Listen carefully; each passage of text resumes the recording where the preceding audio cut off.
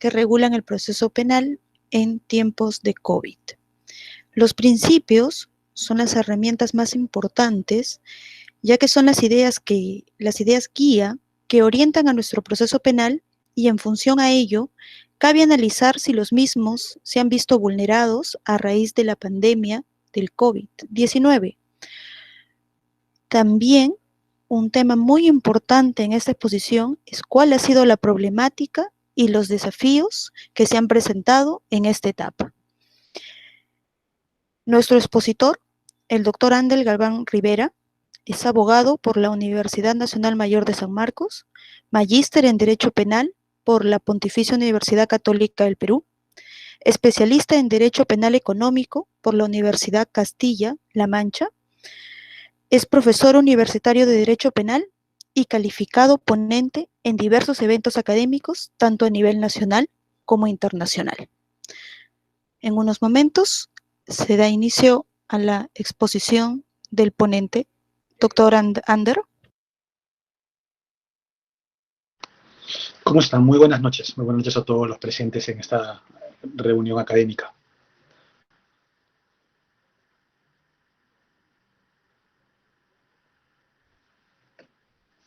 A ver, si me permiten ya empezar, ¿puedo comenzar? Sí, doctor, por favor, adelante. Bueno, vamos a empezar hablando de lo que son los principios procesales. Justo la semana pasada, ¿no?, en un evento también organizado en otra universidad, por otro instituto tan prestigioso como este, hablábamos sobre principios procesales y quedaron muchas cosas en el tintero, pero la idea es hablar un poco de eso y ver las nuevas cosas también que han ido surgiendo a lo largo de la discusión. Como todos sabemos, los principios procesales son aquellas ideas rectoras que inspiran a nuestro proceso penal. Cuando una persona ve una norma del Código Procesal Penal y confronta a otra, tiene que entender que entre ambas normas hay una inspiración en común, que son los principios del proceso penal. Los principios del proceso penal dependen mucho en relevancia si tenemos en consideración cuál es nuestro tipo de sistema procesal. Nuestro tipo de sistema procesal es un sistema acusatorio. Yo sé que me tendrán alguien, ¿no?, algún reparo y me dirá, profesor, que para mí es inquisitivo o para mí es, no sé, es de un mixto. No obstante, con todas las salvedades que se puedan hacer, en concreto somos un sistema acusatorio. Lo somos porque la etapa de investigación preparatoria está a cargo de un ente distinto del judicial. Tendrá matices aún inquisitivos que quizás deban mantenerse dependiendo de qué es lo que queremos como proceso, ¿no? Pero somos un sistema procesal penal de índole acusatorio. Y basándonos en ello, es que un sistema procesal de corte acusatorio se basa en principios, ¿no?, de mayor fuerza que en un sistema inquisitivo, ¿no? En un sistema inquisitivo, pues los principios serían la escrituralidad, los principios serían, pues, el secretismo, los principios serían, pues, la reserva del proceso. Pero en un proceso acusatorio se basa en los siguientes principios: en el principio de oralidad, en el principio de publicidad, en el principio de inmediación y en el principio de contradicción. Repito, en el principio de oralidad, entendiendo la oralidad como la palabra, ¿verdad?, la expresión que tiene mayor fuerza que aquello que se pone en una hoja. ¿No? Acusar, ¿no?, decir, hablar. Por eso algunos jueces no permiten que los fiscales o las partes simplemente lean lo que escriben, sino que quiere que lo expongan. Otro principio es la publicidad, que lo que busca es el control popular de las decisiones jurisdiccionales. ¿Qué quiere decir?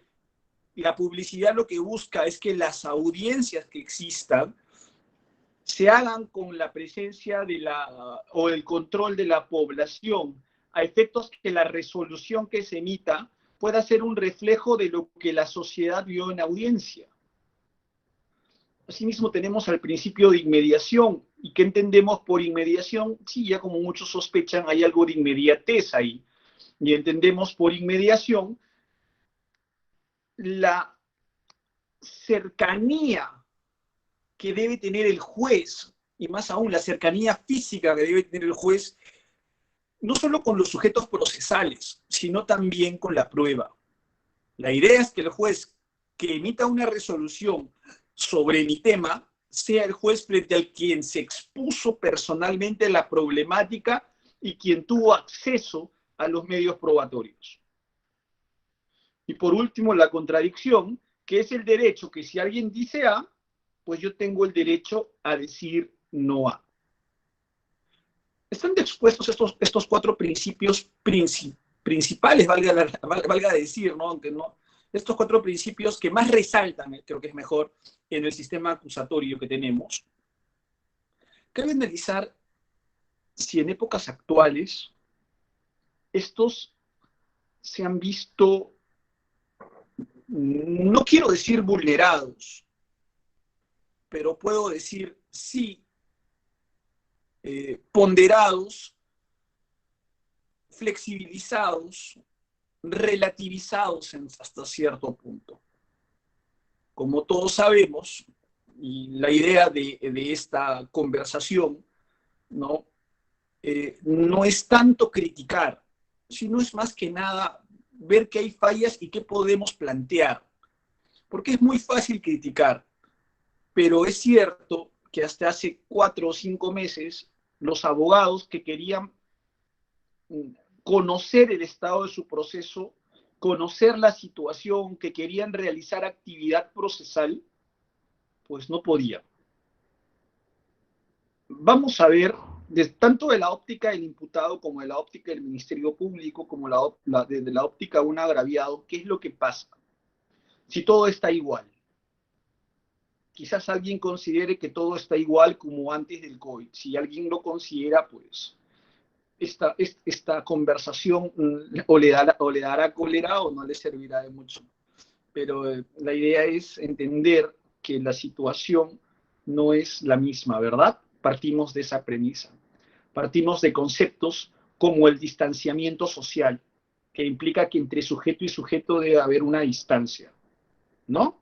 Partimos con conceptos como el aislamiento, ¿verdad? Que es para aquellas personas, tanto que sean población vulnerable como que tengan coronavirus o COVID-19. Así también hablamos de cuarentena, ¿verdad? Como de aquella situación en donde una determinada población deba mantenerse al margen de sus actividades, incluso de la propia sociedad, para que durante determinadas horas, y que solamente salgan 1 o 2 para temas puntuales. Esa realidad y la realidad de la propia enfermedad que se propaga a través, pues, del contacto, ¿no?, con una persona que basta que huela, ¿no?, o que respire lo que otra persona está haciendo, hace que la actividad jurisdiccional, la actividad fiscal como la conocemos, aquella en donde el abogado va al Ministerio Público y le dice, quiero leer la denuncia. Ok, señor, venga mañana. Listo, siendo abogado personado, evidentemente. Al día siguiente le dan los 10 tomos. Y el abogado se sienta y con los 10 tomos, junto a 5 o 6 abogados al costado, se pone a revisar la carpeta, ¿no? Aquella realidad en donde mañana hay informe oral, ¿verdad? Y el informe oral comienza a las 10 de la mañana y termina a las 4 de la tarde, porque son un montón de abogados. Es como una cola de abogados, así como cuando alguien va a tomar el tren, ¿no?, en hora punta. Muchas audiencias son así. Dicen a las 10 y a las 10 pasan lista todos los abogados, y los 30 o 40 abogados que exponen lo hacen en orden, en el orden que ha establecido la sala. Y los abogados se sientan, se juntan, conversan. Ya. La pregunta es, ¿eso se puede hacer ahora? La respuesta es no, ¿verdad? Esa realidad que nosotros podemos entender porque la hemos vivido y ahora poco a poco tenemos que salir porque la justicia, ¿no?, y la administración de esta no puede parar, no puede detenerse. Los casos, la necesidad de que a los sujetos se les esclarezca la situación y asimismo que se sancionen determinadas conductas típicas, antijurídicas y culpables, hacen imposible que se detenga la actividad fiscal, jurisdiccional y policial. Entonces, en esa realidad hay que ver si estos 4 principios primero que hemos mencionado, estos 4 primeros principios, están respetados a rajatabla. Hablemos entonces de la oralidad. Ya explicamos qué es la oralidad. Y hay que ver si en esta época del COVID el principio de oralidad se ha visto, y utilizamos la palabra relativizado, ¿no? Si se ha visto de cierto modo mermado. Y la respuesta es no. Durante esta época del COVID, es sin duda alguna el principio de oralidad el que ha tomado mayor fuerza. Prácticamente todas nuestras intervenciones ahora son orales. Es cierto, se presentan escritos, sí, y por internet incluso, sí, pero lo que más vemos ahora son audiencias virtuales, ¿no? Es lo que más podemos ver. Podemos ver que este principio de oralidad no se ha visto mermado. Y ha demostrado solamente algo, ¿no? Ha demostrado que el abogado mudo en derecho penal no es un abogado muy útil. Si alguien tiene problemas en poder expresarse, tendrá que mejorar esas prestaciones. Parte de lo que va a mostrar a sus clientes un abogado penalista es también la capacidad de oralizar sus pedidos. El abogado no solamente debe expresar sus pedidos, ahora debe oralizarlos y ahora más que nunca, porque no hay otra forma. ¿Cómo se aprende a oralizar? Pues exponiendo, expongan, doctores, expongan y ante sus compañeros, ante sus amigos. No hay nada de malo en eso, porque exponiendo es una manera de poder aprender tanto a resumir, tanto a concentrar ideas, tanto a luego buscar el siguiente punto, luego de la exposición, buscar el debate, porque el abogado que no solamente no sepa expresar sus ideas, sino que no sepa debatir, ya tiene un problema, porque el debatir implica ya haber expuesto ideas. Y de este debate, pues va a nacer un resultado dentro del ámbito judicial. Todo ello acompañado del conocimiento previo que tenga cada uno, que eso sí se lo doy por descontado. Pero el principio de oralidad se ha visto, en cierto modo, respetado a través de esta pandemia. No hay mayor reproche que se le pueda hacer al legislador respecto a la oralidad. Los pedidos, pues a través de diversas audiencias que se pueden llevar a través de la plataforma Google Meet o Meet, es necesario entender que sí hay un respeto. Vayamos al otro principio, al principio de publicidad. Se respeta la publicidad y este punto sí es un poco más difícil, ¿verdad? Cuando uno es estudiante de Derecho, incluso las personas comunes van al Poder Judicial y pueden ingresar a cualquier audiencia. Claro, con las restricciones que impone la ley, ¿no? En caso de violación o en caso de que estén incluidos dentro de un delito, ¿no?, de la naturaleza ya expuesta. Pero uno puede ir a una audiencia sin ningún problema. Ahora les pregunto, ¿ustedes pueden entrar a cualquier sesión de Google Meet? No, ¿verdad? No hay forma en cómo hacer ese control popular del que estábamos hablando cuando explicábamos el principio de publicidad. No hay forma. Sí, profesor, sí hay forma, porque yo prendo Justicia TV y veo las audiencias. Sí, pero las audiencias que nos ofrece Justicia TV son mínimas. Son, son de un porcentaje pues prácticamente muy pequeño si tenemos en consideración la cantidad de audiencias que hay día a día. Incluso es probable que ahorita haya una audiencia y nosotros ni enterados, ¿verdad? Y una persona puede estar presente, sí. Pero el tema no es solo criticar, el tema también está en entender el porqué. Y el porqué, pues, podemos entender que en algunos casos exista la interferencia por parte de las personas que están dentro de una sesión, o la posibilidad que uno de ellos, pues, hackee o enturbie, ¿no? La publicidad, perdón, la sesión. Entonces, nos estamos dando cuenta, y creo que cuando dije enturbiar la publicidad, quería llegar a una conclusión, que el principio de publicidad como que no está siendo respetado a rajatabla, ni siquiera prácticamente de una manera que pueda entenderse suficiente, es decir, no está siendo respetada lo suficiente. Hay mucho secretismo, hay mucho secretismo en las audiencias. Profesor, no es necesario porque el abogado puede grabar la audiencia, así que eso lo puede publicitar él.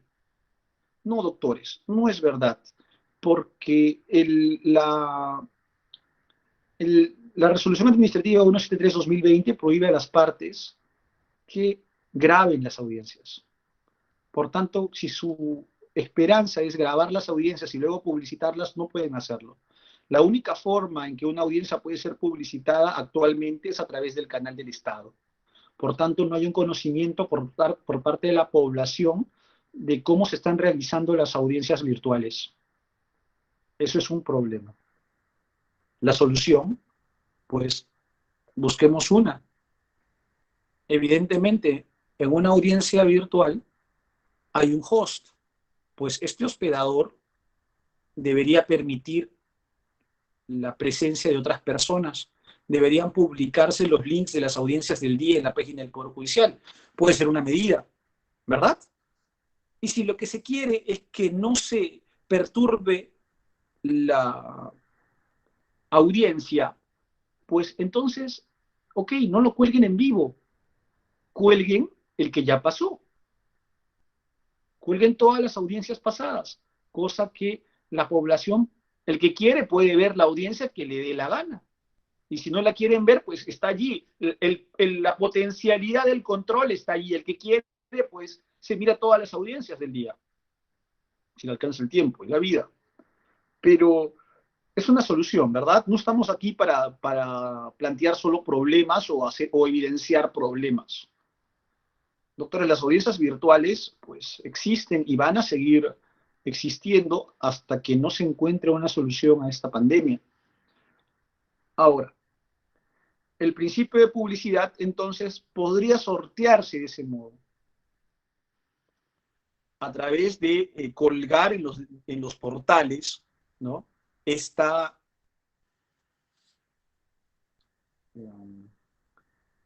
audiencias ya realizadas. Es una salida. Pero lo que sí podemos afirmar es que el principio de publicidad se encuentra de cierto modo trastocado actualmente. No es el mismo, ¿no? Es como si lo viéramos caminando, oye, no estás igual, ¿no? Te veo un poquito enfermo, ¿no? Pero sé que te vas a recuperar. Y busquemos eso. Ahora, el otro principio, el principio de inmediación. El principio de inmediación, sí, sin duda es uno de los que más se ha visto afectado con el tema del COVID. La inmediación implica que el juez me vea, que el juez vea que estoy allí. Si bien es cierto, tanto en la actividad fiscal como en la actividad jurisdiccional se ha buscado la presencia del imputado y de los testigos y demás, es decir, la inmediación, no es tan fácil, doctores. No es fácil. Evidentemente hay un temor fundado de contagiarse del COVID por parte de todos, no solamente de los imputados, de los testigos, sino de los propios jueces, fiscales e incluso los abogados. Entonces, el principio de inmediación vía un test de ponderación que podríamos hacer entre la salud pública, ¿no?, y la salud individual de cada uno de los sujetos, pues es evidente que tiene que tener algún sacrificio, y es el que se ve sacrificado en gran parte de los casos. En las audiencias prácticamente todas son a distancia. La inmediación, pues, es el principio que más se ha visto relativizado, ¿verdad?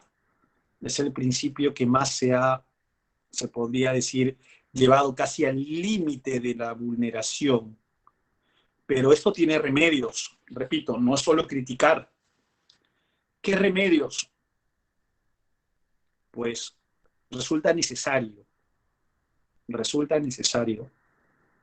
que los jueces que llevan a cabo sus audiencias sean más tolerantes con los sujetos procesales.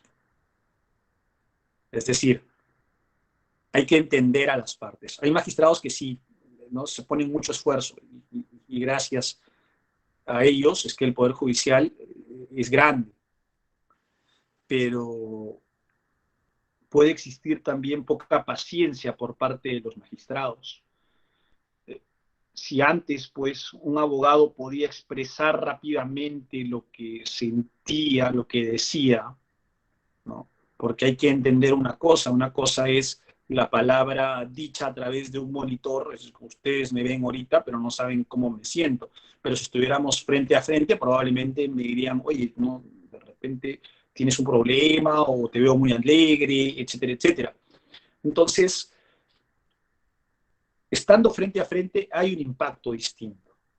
Más aún, el audio, ¿verdad? Profesor, pero cuando yo voy al cine, pues yo lloro porque cuando veo al actor me transmite, pues los cines e incluso algunos televisores y demás tienen una división de audio una división, y además las propias películas hacen una división de audio tal que uno puede entender, ya que cada emoción y cada palabra viene de un canal distinto, uno puede entender de dónde viene la emoción, de qué lado, de acá, de aquí, ¿no? Pero en esta señal directa, ¿no?, es plana. Significa que ustedes escuchan solamente mi voz, no hay una transmisión de emociones debidamente preparada. Aún los programas de Internet no están en la capacidad de transmitir esa calidad de audio que uno quisiera, que sí existe evidentemente en el frente a frente. Entonces, la inmediación necesita mucha paciencia por parte de los operadores. Si es necesario que el abogado repita, los jueces tienen que dejarlos repetir. Si no se le entendió, el juez tiene que dejar al abogado, darle un poco más de tiempo, darle algunos minutos más. No puede decirle 5 minutos y lo que digas y se acabó el tiempo, ¿no? No. Veo que el abogado tiene problemas, o el mismo abogado que ve que tiene problemas, solicitar un poco más de tiempo. Siento que no me he dejado entender, señor juez. También ser sincero. Siento que no me he dejado entender. Así que, por favor, quisiera reiterar estos puntos en concreto. Y el juez tendría que otorgarle ese tiempo, dado que la inmediación está entre algodones, si queremos llamarlo de alguna manera. Y algo más, doctores, en las audiencias virtuales, y no ha pasado, pero podría pasar, los jueces no deberían apagar las cámaras. Si la inmediación está, como les dije, entre algodones ya, pues con la cámara apagada ya no habría inmediación porque no habría certeza si el juez me está escuchando o me está viendo. No habría certeza. De repente el juez apaga la cámara o el fiscal apaga la cámara, imaginemos, y desaparece. Ahí habrían problemas en la inmediación. Así que eso no puede pasar. En una audiencia virtual, que el juzgador apague la cámara no puede pasar. Hablemos de otro principio, el principio de contradicción, ¿no? Alguien dice A, yo puedo decir no A, ¿verdad? Contradigo, es parte de lo que alimenta el sistema acusatorio. Se supone que hay una parte denunciante y una parte denunciada. Dicho esto, veamos si es que en la actualidad hay problemas con la contradicción. Y lo cierto es que sí hay algunos problemas.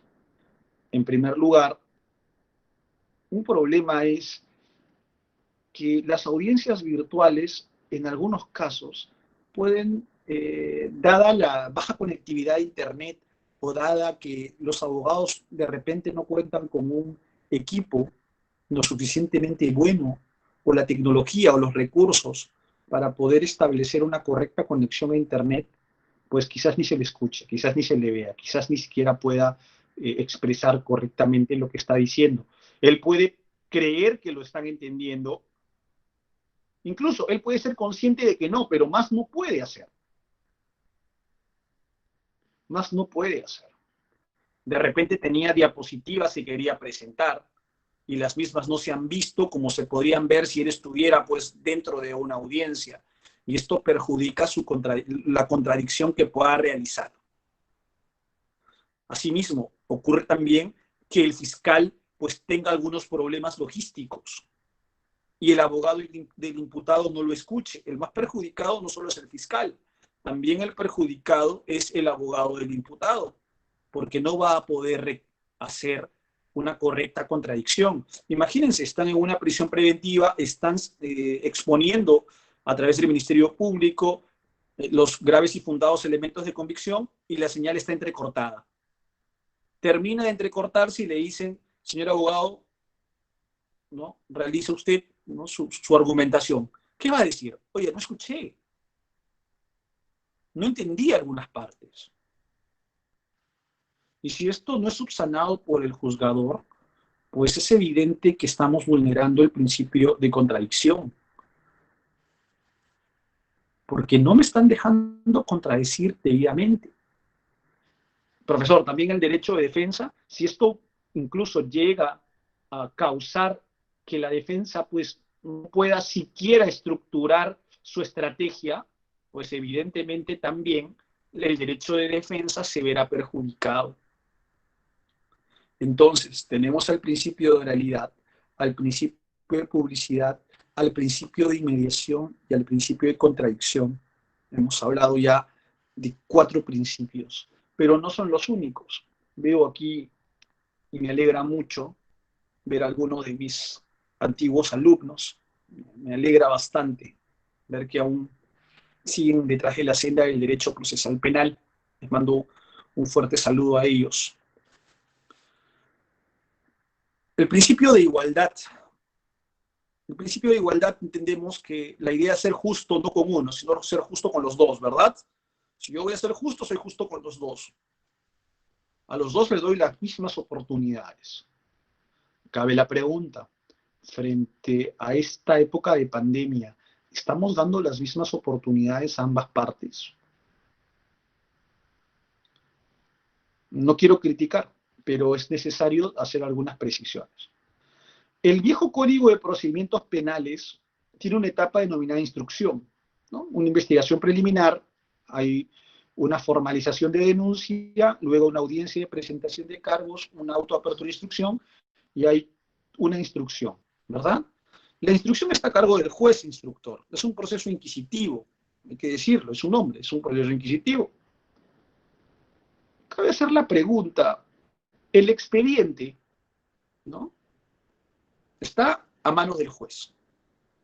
Y hay 2 partes, puede haber más, pero por lo general está el imputado y el Ministerio Público.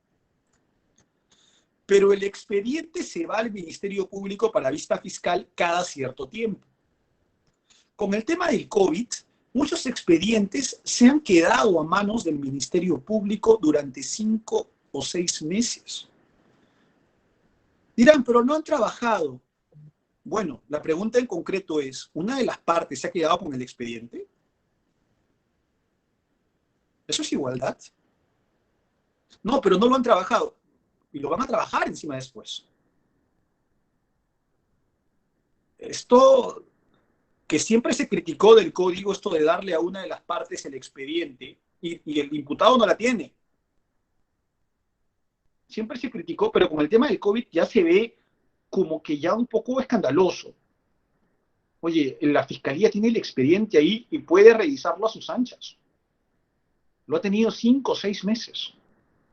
Y encima probablemente aún no lo ha resuelto y lo va a tener 1 o 2 meses más. ¿Y el imputado qué tuvo? ¿Eso puede cambiar la igualdad? A mi entender, sí. ¿Se puede solucionar? Pues el nuevo código lo soluciona. Pero ¿cómo hacemos con el viejo código en estos casos? Más aún, siguen habiendo nuevos casos con el nuevo código. Alguien comete un delito, ¿no? En Lima, no hablo de Lima Norte ni Lima Este, porque ahí se está, ni en Callao, si hablamos de la provincia jurisdiccional, pero comete un delito y será visto con este código. Y el nuevo Código Procesal Penal en cuanto a la igualdad, no quiero ahondar en detalles, pero hay ciertos reclamos de algunas partes por la aceptación de escritos a manos del Ministerio Público luego de determinada hora. Dado que los escritos se presentan virtualmente, si uno presenta un escrito después de las 4:45, hablo de un abogado, se lo van a contar para el día siguiente. Creo que eso debe ser para ambas partes. Entiendo eso. Sin llegar más a fondo. Y no llego más a fondo porque tengo casos, ¿no? En actuales investigaciones y pueden señalar que estoy tratando de cambiar lo que es, ¿no? O de hablar a favor mío, y eso es lo que jamás quiero, es que hacer una crítica desde el punto de vista de solamente el abogado. Intento ser imparcial, pero es la realidad y eso no se puede negar. Allí habría que hacer algún análisis respecto a la igualdad también. Si nadie puede presentar los escritos después de las 4:45, nadie puede presentar los escritos después de las 4:45. Al día siguiente, a las 8 de la mañana, la mesa de partes va a estar abierta. Y así debe ser. Claro, hay turno, sí. Y en el turno, y en esos casos, cuando hay un pedido excepcional, es evidente que sí, ¿no? Se puede presentar, ¿no? En temas de habeas corpus y demás, entiendo que no debería haber ninguna restricción. Cabe hacer esa precisión.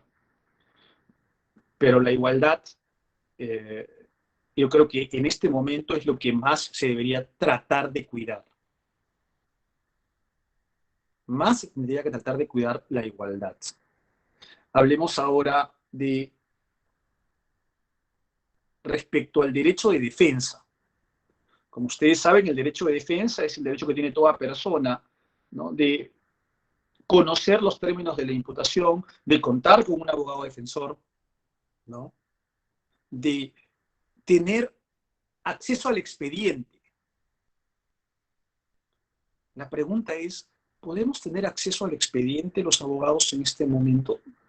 Quizás no de la manera que antes teníamos, pero sí hay que reconocer que el Ministerio Público viene realizando esfuerzos porque los abogados puedan tener acceso a las carpetas, denominada ahora carpetas digitalizadas. Tiene un costo, sí, pero se esfuerzan en tratar de que las partes conozcan. No obstante, no ha sido fácil. Las fiscalías han dado correos electrónicos y lo demás, pero en muchos casos, muchos abogados tuvieron que ir a la puerta del Poder Judicial en algunos casos, o del Ministerio Público, o de cualquier otro lugar en donde ejerzan sus funciones, y conocer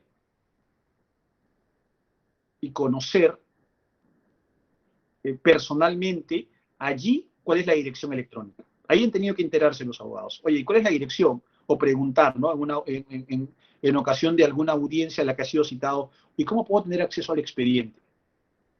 pues eso evidentemente es un trastoca, ¿no?, lo que es el derecho de defensa en función del derecho al acceso al expediente. Pero hay que reconocer que el Ministerio Público lo está solucionando a través de tipo de medidas como la carpeta fiscal digital y asimismo el expediente digitalizado por parte del Poder Judicial, el cual lo ha implementado, ¿no? Esto ayuda mucho a que se respete el derecho de defensa mediante su matiz del acceso al expediente. No obstante, y eso es algo que yo también les quiero dejar en claro, y les pregunto a ustedes, ¿este acceso al expediente digital debería terminar con el COVID? Es decir, cuando acabe el COVID, ¿debería terminar? ¿O ustedes consideran que debería seguir? En lo particular, yo pienso que eso debe seguir. Es decir, así acabe el COVID mañana, esto tiene que seguir para siempre. Para siempre tienen que entregarnos, tener derecho a la carpeta digitalizada. ¿Por qué no? La Sala Penal Nacional antes entregaba la carpeta digitalizada a las partes. Dejábamos el USB y nos entregaba, más que la carpeta, el expediente, ¿no? En la época de juicio, y aún lo hace, entrega el expediente en la época de juicio, el expediente digitalizado. Y ahora el Ministerio Público lo hace, el Poder Judicial en muchas instancias lo está haciendo, pues que esto quede ya. Que sea un derecho adquirido por el imputado. ¿Por qué tanto secretismo había antes? No lo entiendo. ¿Cuál era el temor de que se conozca? No hay ninguno. Simplemente que se dé la carpeta digitalizada siempre ya. Así mañana encuentren la vacuna del COVID. Dios quiera que sí sea. Pero no puede ser que al día siguiente digan, ¿saben qué? Ya no carpetas digitalizadas, vengan a leer o saquen copia. La respuesta a consulta realizada por... ¿No? Eso evidentemente, o eso debemos tener en claro que no puede terminar con el COVID. Presentar documentación, ¿no? Presentar medios probatorios a favor de mi defensa durante la época del COVID, pues esto tampoco ha sido fácil, ¿no? Ha sido necesario, en muchos casos, que los abogados conozcan los correos electrónicos y los mecanismos. Las mesas de parte virtuales están siendo implementadas. Esto es muy saludable para el Ministerio Público y sobre todo para el Poder Judicial, que es quien las ha implementado de mejor forma. Las mesas de parte virtuales son la nueva forma de presentar documentación, precisamente porque en su momento muchos abogados quisieron hacerlo de manera presencial y no pudieron. Sin embargo, eso también debe tener una contingencia, dado que esta exposición no solamente está hecho o exclusivamente desde el punto de vista de un abogado. Debo precisar también que hay que ser muy cautelosos con lo que se presenta a través de copias. Hablemos también de un agraviado y que el imputado presente documentación, ¿no?, que no sea fidedigna. Incluso el propio agraviado también presente documentación que no sea fidedigna. Esas costumbres deben ser desterradas, dado que no hay comprobación mayor, pues, en estos momentos. Se apela mucho a los principios de buena fe, sobre todo a los abogados. Hay que ser claro que el hecho de pertenecer a un colegio de abogados y el hecho de tener la profesión tiene que darnos un aval frente al Poder Judicial. Explico. Cuando, por ejemplo, en Francia, un abogado da su palabra al juez de que este imputado no se va a escapar, puede servir incluso como argumento para enervar un pedido de prisión preventiva. ¿Qué significa? Que estoy en una audiencia de prisión preventiva y le digo al juez, señor juez, yo abogado garantizo a través del colegio de abogados que represento que mi patrocinado no se va a fugar. Es el valor de la palabra de letrado de una persona, ¿no?, que tiene un código de ética. No hemos llegado a ese punto, pero sí estamos en un punto en donde hay mucha buena fe en lo que se presenta. Eso es importante, sí, pero lamentablemente siempre hay personas que se aprovechan de esas circunstancias. Hay que dejarlo también ese tema, ¿no? Hay que ponerlo en conocimiento. El plazo razonable, doctores.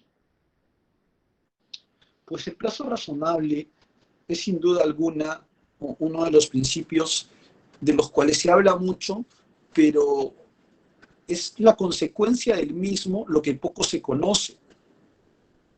En un proceso, si se vulnera el plazo razonable, ¿cuál es la consecuencia? Pregunto, ¿cuál es la consecuencia de vulnerar el plazo razonable? Liberar al imputado, imaginemos en un caso de, dado, vamos a ponerlo al límite para que me entiendan, en un caso de violación de menor de edad, de un menor de 8 años, en donde se ha vulnerado el plazo razonable. Como se ha vulnerado, lo dejamos libre. ¿Eso es lo que se busca? No estoy hablando de la prisión preventiva o los excesos que se puedan cometer, sino del plazo razonable para llevarlo a juicio o para realizar determinada actividad jurisdiccional. Lo sentenciamos, entonces lo absolvemos. Esa es la solución.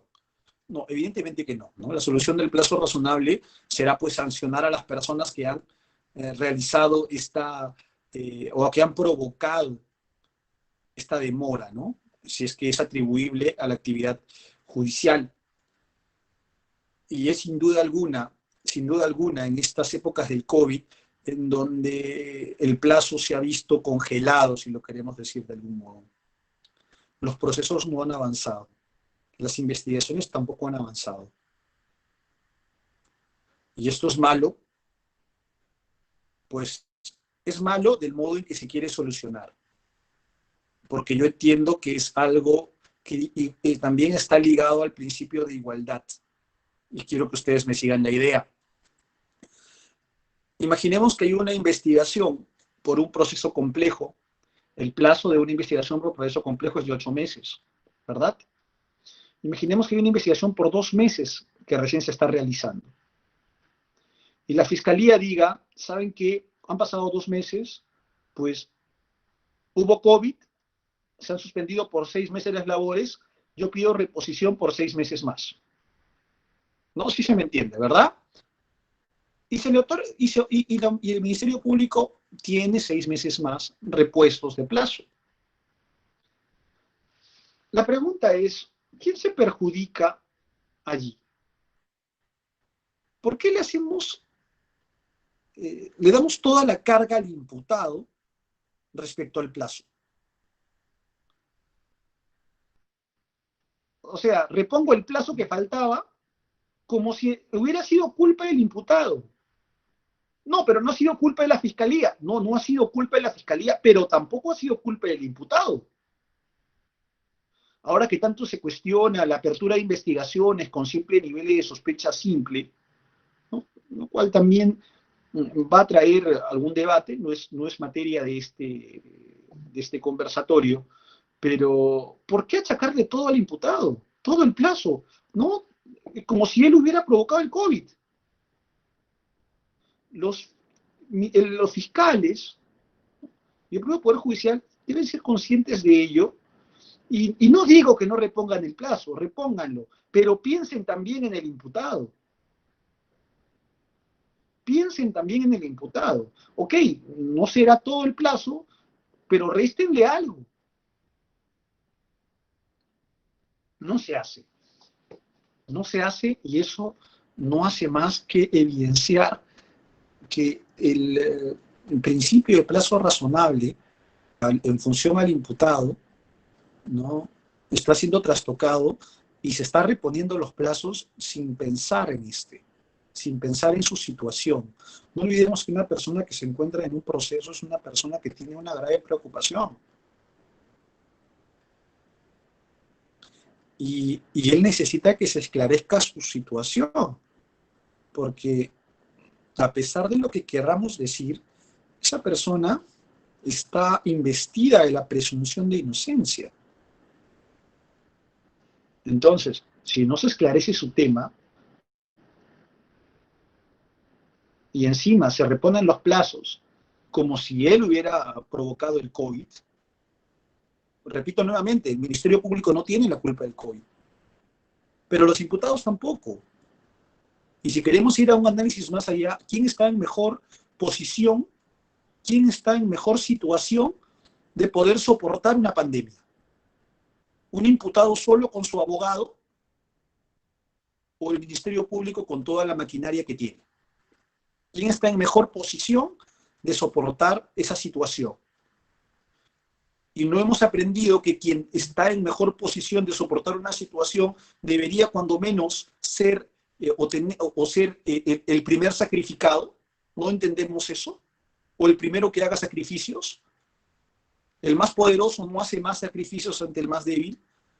No digo que los tenga que hacer, lo digo simplemente que sea equitativo.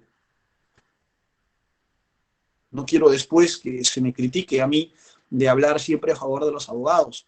Solamente hablo en función a lo que se puede entender como una reposición de plazo que se olvida del imputado. A la larga esto puede sonar inadecuado en algunas estrategias, pues hay abogados que no se quieren pelear con el Ministerio Público sobre estas reposiciones. Está bien. E incluso puede ser parte de una estrategia que pueda emplear hasta yo, pero habría que ver cuáles son los alcances de este tipo de acciones, ¿no? De reposición. Dicho esto, doctores, la verdad es que hemos repasado los principales principios de nuestro sistema y hemos encontrado cosas muy importantes, siempre con soluciones, no solamente hablando de la problemática, sino tratando de plantear alguna oportunidad. Construyendo se ayuda bastante. Y quedo a sus preguntas, doctores, quedo a sus preguntas. Les agradezco mucho estos minutos. Les agradezco mucho. Así que quedo a las preguntas que me puedan realizar. Gracias. Doctor, tenemos una pregunta en el chat. Doctor, buenas noches. Respecto al punto de acceso al expediente y carpeta fiscal, para tener igualdad de armas, sabiendo que es virtual, ¿cabe la posibilidad de seguir pagando aranceles por copias o documentación solicitada? La respuesta es que sí se está pagando. Se está pagando por tomo. Se está pagando aproximadamente 6 soles a 6,80, si no me equivoco, creo que es por tomo digitalizado. Así que igual hay que realizar un pago. Igual hay que realizar un pago, el cual es menor si sacamos cuentas de un tomo que tiene 500 páginas y creo que eran 10 céntimos o 20 céntimos por página. Yo creo que incluso sale a cuenta, ¿no? Pero si el tema es no pagar una tasa, no estamos en esa posición aún, es decir, nos siguen cobrando. Pero entiendo que hay un trabajo que se realiza, que es la digitalización. Y eso tiene que tener pues algún costo y una tasa que va al erario del Ministerio Público. En lo particular no lo considero un obstáculo, ¿no? Considero que el Ministerio Público viene realizando una buena labor, pero sí se paga, ¿no? Pero por tomo, aproximadamente 6 soles o 6,80.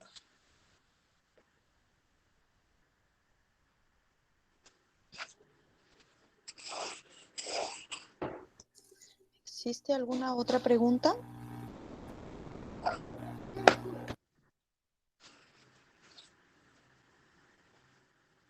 Doctor, tenemos otra pregunta en el chat.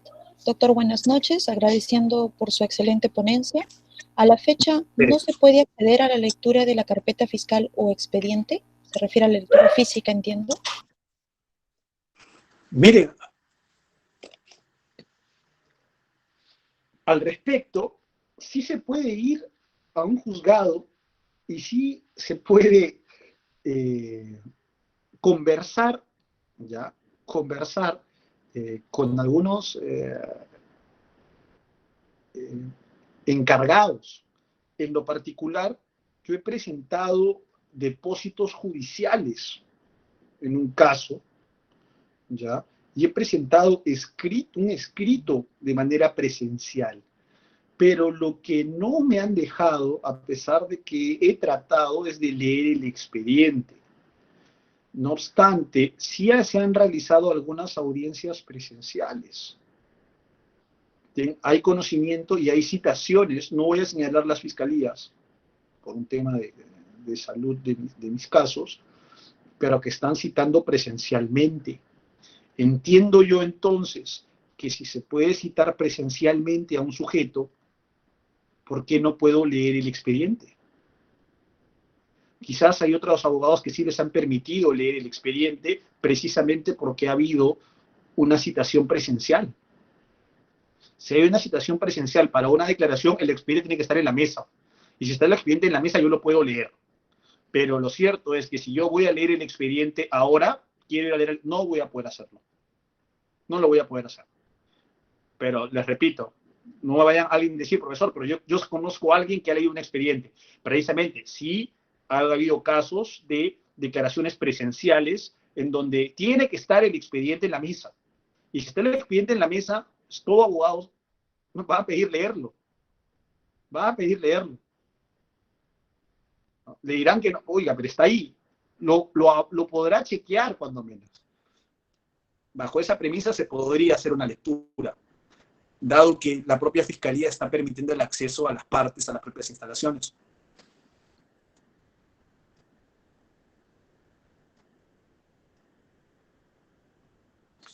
¿Quedó otra pregunta?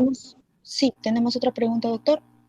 Buenas noches, doctor. En casos complejos con procesados en cárcel, ¿no es que se afectaría más el derecho de defensa, ya que la comunicación con los procesados en cárcel es casi imposible? Respecto a los procesados en cárcel, y es algo que no es necesario también decirlo, las entrevistas de los imputados con sus abogados a los que se refiere la persona que pregunta, sin duda alguna que sí hay una grave, no sé si vulneración, pero sí relativización del derecho de defensa en ese aspecto. La resolución administrativa 173/2020 señala que deben crearse espacios, salas virtuales para que el imputado conferencie con su abogado. No obstante, las cárceles no tienen muchos sistemas de videoconferencia. En mi experiencia como magistrado, la realización de videoconferencias era en ocasiones una espera, porque cada cárcel tiene un número muy, muy, muy limitado de sistemas de comunicación a través de videoconferencia, con lo cual, aún así, el abogado y el imputado quieran conferenciar, no podrían, tendría que esperar que el imputado tendría que esperar que se deshabilite una sala y luego recién ahí conectarse, pero ¿cuántos imputados querrán comunicarse con sus abogados? ¿Cómo se puede solucionar esto, doctor? Porque no solamente es hablar de problemas, sino de soluciones.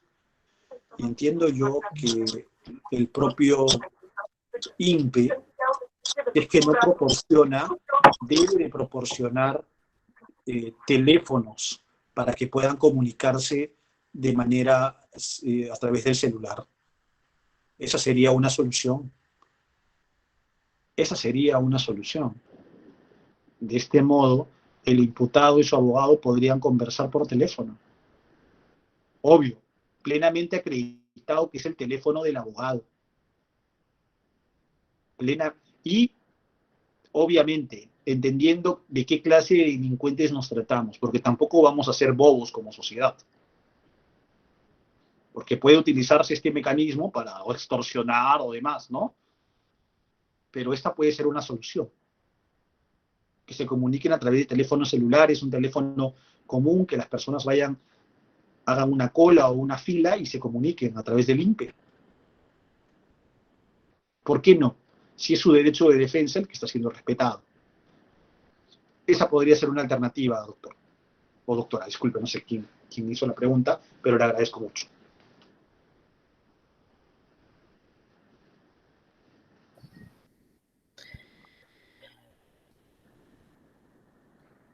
Buenas noches. El Instituto Peruano de Estudios de Derecho agradece la ilustrativa exposición del doctor Ander Galván Rivera, así como la participación de todos ustedes.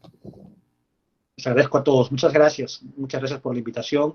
Un honor y presto siempre a apoyarlos. Y muchas gracias a todos los alumnos que se han hecho presentes y acompañándome esta noche, mostrando su interés y éxitos en todo. Y esperemos que este problema del COVID pase y podamos estar ya en un salón o en una clase todos juntos. Muchas gracias, muy buenas noches. Un abrazo a todos.